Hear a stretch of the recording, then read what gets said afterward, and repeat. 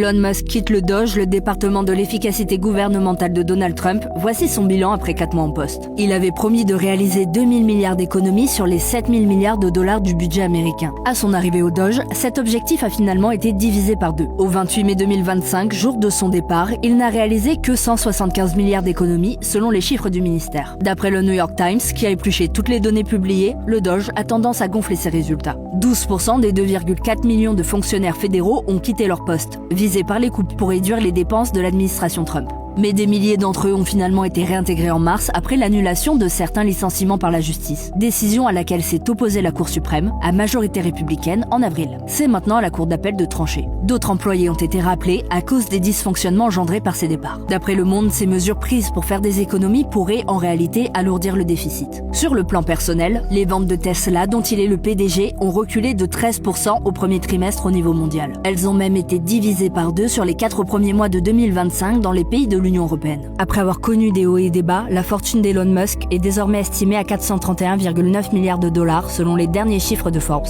Avant sa prise de poste et le début du mandat de Donald Trump, elle était estimée à 421,2 milliards de dollars. Il reste l'homme le plus riche du monde. Pour info, la date du 28 mai pour quitter le département de l'efficacité gouvernementale n'a pas été choisie au hasard. Elon Musk part 130 jours après sa nomination, durée maximale qu'il pouvait passer au sein de l'équipe gouvernementale sans remplir des obligations de transparence et de contrôle du Congrès.